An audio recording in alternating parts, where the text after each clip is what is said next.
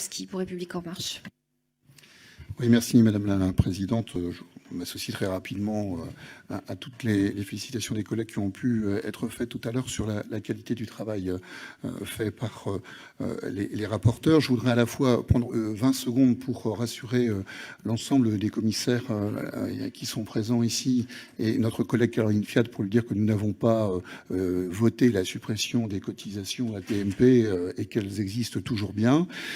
Et d'ailleurs, je renvoie tout le monde à un petit tuto qui existe sur amélie.fr qui explique d'ailleurs comment la réforme de la TMP 2017 va tout à fait dans le sens de votre rapport et appuie par contre sur la prévention en sanctionnant plus durement les entreprises qui ont beaucoup d'accidents de travail. Mais je ne vous apprends rien à vous, messieurs, dames, qui êtes auteurs de ce rapport. Ma question, Madame la Présidente, va être du coup très courte.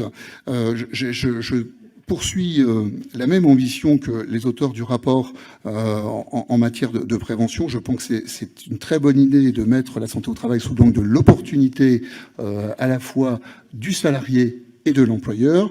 J'aurais souhaité que vous puissiez clarifier peut-être le rôle de chacun tel que vous le voyez dans l'entreprise, notamment avec la réorganisation de nos CSE, les commissions de santé, sécurité et d'hygiène et de conditions de travail pour les entreprises de plus de 300 salariés, mais également les médecins du travail, les services de santé au travail. Peut-être, parce que vous savez, c'est un sujet qu'on avait évoqué, chère collègue Charlotte Lecoq, peut-être un focus, si on peut, sur les risques psychosociaux. Madame, pardon. Merci Madame la Présidente. Je vais répondre sur la partie cellules risques psychosociaux, puis après je laisserai mes co-rapporteurs répondre sur les autres aspects. Donc cette cellule sur les risques psychosociaux, elle a vraiment vocation à... Parce qu'on voit bien qu'il y a une augmentation de cette problématique à travers la reconnaissance de plus en plus en maladies professionnelles liées aux risques psychosociaux. On voit bien aussi que c'est un ressenti fort des professionnels, puis que ça va s'accélérer avec les mutations, etc. Donc on a voulu rendre très accessible une équipe pluridisciplinaire qui serait dans ces cellules, dans laquelle on pourrait retrouver vraiment toutes les compétences comme psychologue du travail, médecin du travail, mais aussi, pourquoi pas, des assistants sociaux qui peuvent parfois accompagner sur des situations personnelles qui viennent rendre un petit peu complexe le bien-être aussi au travail. Donc l'idée, c'est qu'au sein de cette cellule, elle soit vraiment très simplement identifiée pour que l'employeur puisse la déclencher quand il souhaite s'engager dans une démarche ou s'il perçoit un besoin, et également pour que le salarié lui-même puisse la déclencher sans forcément que son employeur en soit informé et que ça soit un moyen de rompre l'isolement du salarié qui pourrait se sentir en souffrance, quelles qu'en soient les raisons en réalité, pour qu'il puisse déjà trouver des ressources en fait par rapport à son problème.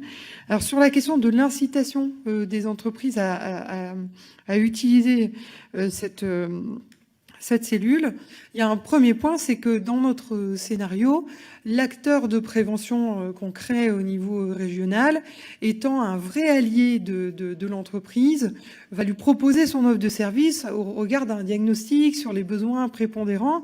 Et donc, dans cette offre de service, il y aura cette cellule. Donc, il pourra aussi engager l'entreprise à l'utiliser, et notamment en rendant aussi, là encore, très simple et très lisible les modalités d'utilisation.